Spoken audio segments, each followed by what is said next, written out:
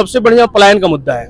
पलायन का मुद्दा आज तक बिहार में किसी ने नहीं उठाया था। जन स्वराज पहली पार्टी है जो पलायन का मुद्दा उठाई। बात आती है बिहार के रोजगार कहाँ गया, बिहार का स्वास्थ्य कहाँ गया, बिहार का शिक्षा व्यवस्था कहाँ गया। आज बिहार का सबसे बड़ा एग्जाम अगर कोई है तो बीपीएससी है, उसका पेपर लीक हुआ है और किसके शासनकाल में लीक हुआ। मुझे लगता है कि इस बार सर बिहार में कुछ नया होने वाला है और हम लोग सर जन स्वराज को जो यूथ है वो बेहतर ढंग से कनेक्ट कर रहा है, क्योंकि सर प्रशांत किशोर जिस तरह उनके सभाओं में बेहतर तरीके से अपने जो भी मॉडल है बिहार का फ्यूचर सब बताते हैं, इकोनॉमिक हो, एजुकेशन से लेकर हो, हेल्थ का हो, पूरे विधिवत ढंग से बताते हैं। सर एनडीए को भी हमने देख ही लिया, और लालू यादव का पार्टी का भी देख ही रखा है। मुझे लगता है सर अब जन स्वराज के लिए सर टाइम। क्यों जन स्वराज ही क्यों बोल रहे हैं? नीतीश कुमार काम किए हैं बिहार में सर। अब अच्छा देखो सर, काम किया नीतीश कुमार ने, नो डाउट, बट हर चीज का सर एक लेवल होता है। एक टाइम था सर लालू यादव ने कास्ट सिस्टम के लिए कुछ करा था, फिर नीतीश कुमार आया, रोड अच्छी हुई, क्राइम खत्म हुआ। लेकिन सर अब जरूरत है सर कि अब अगले स्टेप पे जाने का। ठीक है, अब यहाँ पे चाहिए हमारे को इन्वेस्टमेंट चाहिए,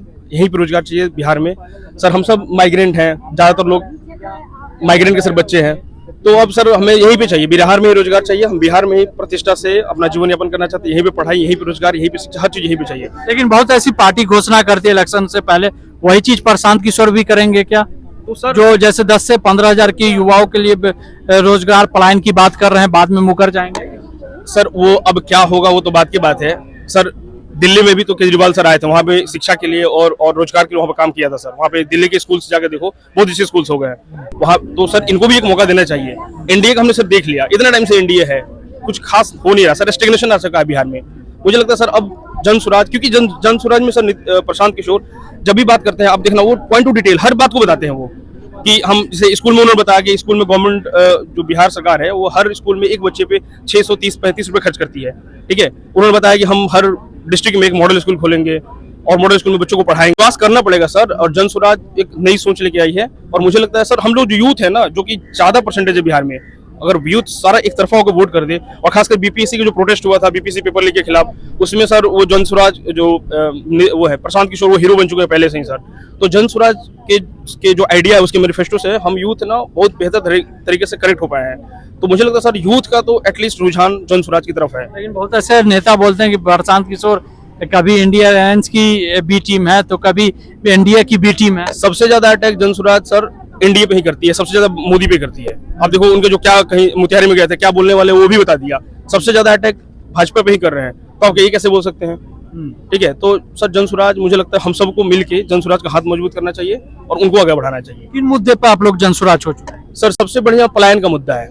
पलायन का मुद्दा आज तक बिहार में किसी ने नहीं उठाया था। जन स्वराज पहली पार्टी है जो पलायन का मुद्दा उठाई। आप जितने लोग यहाँ पे खड़े हैं, ज्यादातर लोग सर दिल्ली में, गुजरात में, केरला में जाकर काम करते हैं, वहाँ पे प्रताड़ित होते हैं, गाली सुनते हैं, बेइज्जत होते हैं, और सब सह के सर यहाँ पे 7,000, 8,000, 10,000 का काम वहाँ पे करते हैं। अगर इनको 10,000, 15,000 के रोजगार बिहार में मिल जाए तो मुझे नहीं लगता सर ये लोग बाहर जाकर गाली सुनेंगे।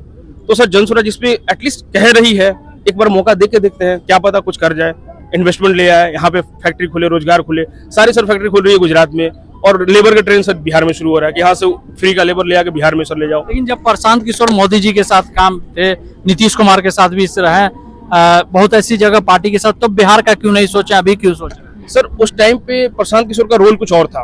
प्रशांत किशोर उस टाइम पे एक कंपनी के कर्ता धर्ता थे, उसका काम कुछ और था। अभी सर वो एक पॉलिटिकल लीडर के तौर पर आ चुके हैं, तो अभी उनका जो रोल है उस रोल को हमें देखना चाहिए। ये नहीं कि 10 साल पहले प्रशांत किशोर क्या थे, वो तो कांग्रेस के साथ भी थे एक टाइम पे, लेकिन अब नहीं है ना, अब उनकी अपनी पार्टी है और उनका जो मैनिफेस्टो है सर वो बिहार के लिए है, तो हमें सर उन्हीं को मजबूत करना चाहिए। क्या लगता है कि जैसे एनडीए नीतीश कुमार दावा कर रहे हैं कि एनडीए सरकार लौट रही, बहुत ऐसे नेता दावा कर रहे हैं कि एनडीए सरकार फिर से लौट रही है? नहीं सर, मुझे नहीं लगता। या तो हंग असेंबली होगा या फिर जन स्वराज कुछ कर देगी, मुझे तो यही लग रहा है। जहाँ तक हमने थोड़ा बहुत हम दिख रहे हैं ये लोकल मीडिया को, तो जन स्वराज सर मेरे को लग रहा है 30-40 सीट से ज्यादा ही ले आएगी। 30-40 सीट की घोषणा बता रहे हैं? हाँ, उससे ज्यादा। क्या कहिए भैया, किसको ला रहे हैं आप? मान लिए कि नीतीश कुमार के राज में यहाँ रोड पे काम हुआ है, इंफ्रास्ट्रक्चर पे काम हुई है। जब बात आती है बिहार के रोजगार कहाँ गया, बिहार का स्वास्थ्य कहाँ गया, बिहार का शिक्षा व्यवस्था कहाँ गया। आज बिहार का सबसे बड़ा एग्जाम अगर कोई है तो बीपीएससी है, उसका पेपर लीक हुआ और किसके शासनकाल में लीक हुआ, इस पे भी ध्यान देना चाहिए।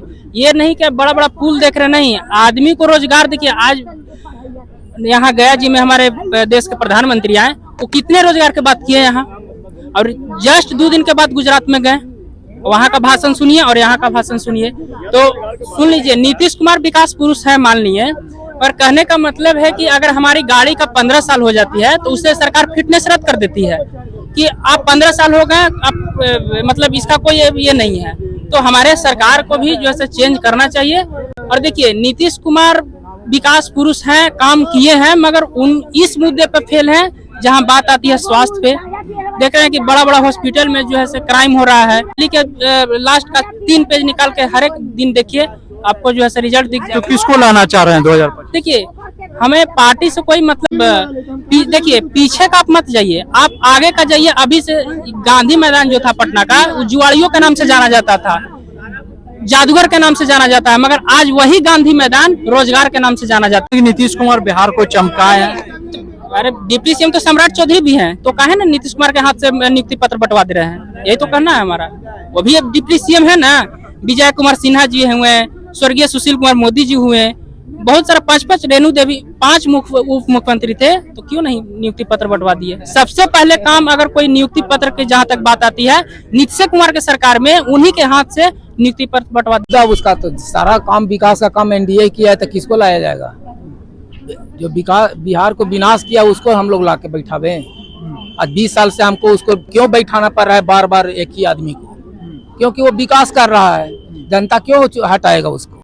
प्रशांत किशोर से लेके विपक्ष हम बता रहे हैं 50 से 55 सीट से अगर आगे बढ़ जाएगा इसी जगह पर। हम उस बार भी बोले थे कि चारों के चारों एनडीए जीत रहा है, हाथ जीत गया था चारों के चारों। अगर 50 से 55 सीट नहीं पार करें